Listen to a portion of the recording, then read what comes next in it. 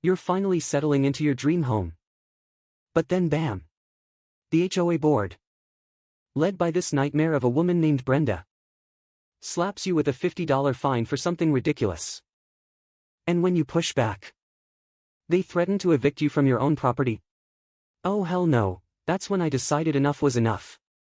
And I turned the tables in the most epic way possible. Let me take you back to how it all started.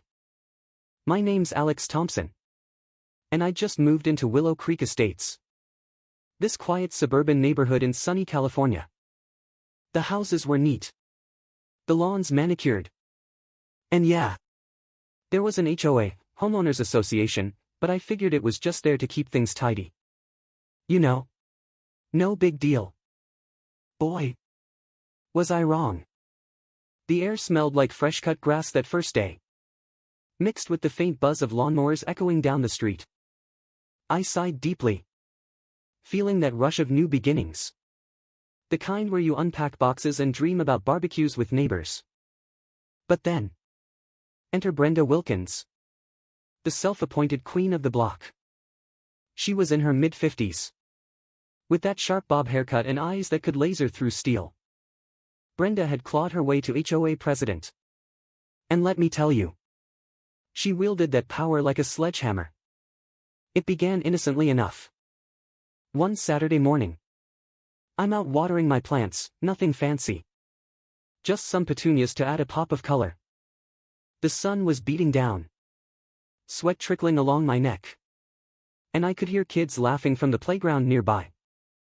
Suddenly, Brenda marches up my driveway, clipboard in hand, her heels clicking like warning shots on the pavement. Mr. Thompson, she snaps, her voice dripping with that fake politeness that hides pure venom. Your grass is a quarter-inch over regulation height. That's a violation. I blinked, staring at her like she'd lost her mind. A quarter-inch? Who measures that? But sure enough, she pulls out a ruler, yes, an actual ruler, and demonstrates. The fine? $50. I chuckled at first, thinking it was a joke. Come on, Brenda. It's barely noticeable. Can't we let this slide? Her face twisted into this smug grin. Rules are rules, Alex. Pay up or face the consequences. Consequences? Over grass? I felt my blood pressure spike, that hot flush of anger creeping up my chest. Sigh. I should have seen the storm coming. But I paid it, grumbling under my breath as I wrote the check. The HOA fees were already steep, $200 a month for community maintenance that mostly went to Brenda's pet projects, like those ugly flower beds she insisted on. Yet, that fine was just the appetizer. Weeks later, another notice arrives in my mailbox, the paper crinkling ominously as I unfold it. This time, it's from my mailbox, apparently. The color was one shade off from approved beige. Another $50. What the hell? I stormed over to the next HOA meeting, the community center smelling like stale coffee and tension. Neighbors shifted uncomfortably in their folding chairs, the fluorescent lights humming overhead like angry bees. This is harassment, I shouted, slamming the notice on the table. Brenda leaned back in her chair, crossing her arms. Harassment? No, dear. It's enforcement. If you can't follow simple guidelines, maybe Willow Creek isn't for you. The room erupted in murmurs, some folks nodded along, scared of her wrath, while others exchanged glances, whispering about her reign of terror. How could one person hold so much sway? It made my stomach churn, that knot of frustration twisting tighter. As months dragged on, Brenda's nitpicking escalated into a full-blown vendetta. She'd drive by my house daily, her car creeping slowly like a shark circling prey.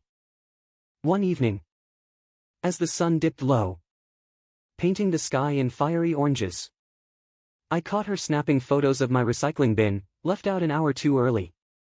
Bam! Another fine. $50 again. Why always 50? It felt personal. Like she was testing how far she could push before I snapped. I confronted her at her doorstep. The porch light flickering. Moths batting against it with soft thuds. Brenda. What's your problem with me? I demanded. My voice echoing in the quiet night. She smirked. That infuriating tilt of her head. My problem? You're the one disrupting our perfect community. Pay your fines. Or we'll start lien proceedings. Eviction isn't off the table. Eviction? Over petty fines totaling $150 now. My heart pounded. A mix of rage and disbelief surging through me. I slammed my fist against her doorframe, thud, before storming off. The cool evening air doing nothing to calm the fire inside. Sigh. That night, I paced my living room. The floorboards creaking under my feet. Wondering if I'd made a huge mistake buying here. The breaking point came during the annual HOA barbecue, ironic. Right? The smell of grilled burgers wafted through the air. Laughter mixing with the sizzle of meat on the flames. But beneath it all, tension simmered like overcooked stew. Brenda announced new rules: no more holiday lights past December 26th. Fines for unapproved paint colors on fences, the list went on. When she targeted me publicly, pointing her finger like a judge's gavel. And Alex, your outstanding fines. Pay or prepare for legal action. The crowd went silent. Forks clattered against plates. A collective gasp hanging in the air. I stood up. Chair scraping harshly. This is bullshit. Brenda. You're abusing your power. We argued right there. Voices rising over the crackle of the fire pit. Neighbors watched. Wide-eyed. Some cheering me on quietly. Yeah. She's out of control, one whispered. But Brenda? She doubled down. Her face flushing red. Watch your tone. Or I'll add insubordination to your tab. Insubordination? In a neighborhood? I felt a twist in my gut, that moment when frustration flips to determination. No more. Time to fight back. That's when I dove into research mode. Late nights in my study. The glow of my computer screen casting shadows on the walls. Coffee mugs piling up with their bitter aroma lingering. I scoured online forums, Reddit threads buzzing with HOA horror stories. The keyboard clicks echoing my growing resolve. How do you dissolve an HOA? I typed frantically. Hours blurred into days. My eyes burning from the strain. Then. Jackpot, a dusty old law from 1985. Buried in California's Civil Code. The Davis-Sterling Act had a loophole: if 75% of homeowners voted to dissolve, and certain procedural missteps by the board were proven, the whole thing could crumble. Procedural missteps? Brenda's board had plenty. They'd skipped mandatory notices for meetings. Funneled funds without audits, sloppy. Arrogant mistakes born from her iron fist rule. A sly grin spread across my face as I printed the documents. The printer whirring like a victory march. Could this really work? Hell yes. It could. But I needed allies. I started canvassing door to door. The summer heat making my shirt cling with sweat. Hey. Neighbor, I'd say. Knocking softly, rap, on doors that creaked open warily. Tired of Brenda's fines? Sign this petition to dissolve the HOA. At first. Hesitation, eyes darting. Whispers of, what if she finds out? But stories poured out like floodwaters. Mike from down the street sighed heavily. Recounting how she fined him $50 for a bird feeder, attracting pests. Lisa. Wiping her hands on a dish towel scented with lemon. Vented about the $100 hit for her kids' chalk drawings on the sidewalk. It's ridiculous. Who finds kids for art? The more I listened, the more signatures I gathered: 50, 60, 70%.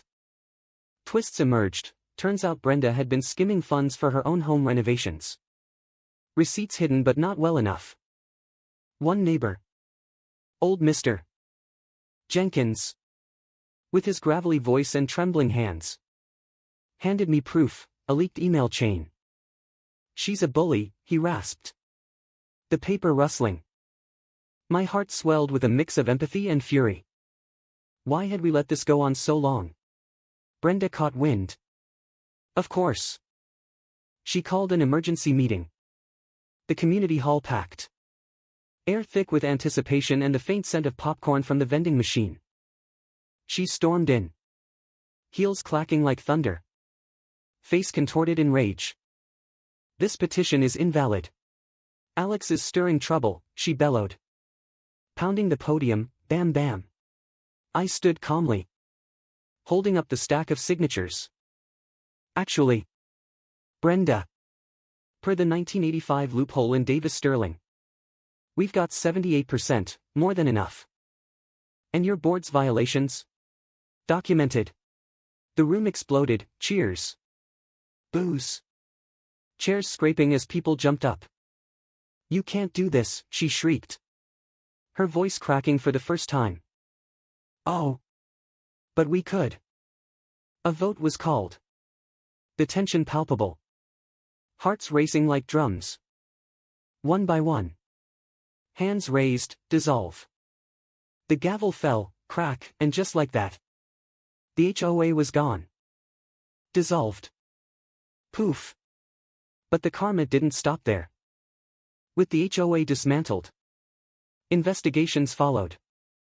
Turns out, Brenda's financial fiddling wasn't just sloppy, it was illegal. Auditors swooped in. Papers shuffling. Questions flying. She lost her position. Then her reputation. Neighbors shunned her. Whispers following her like shadows. The ultimate twist? Her own house.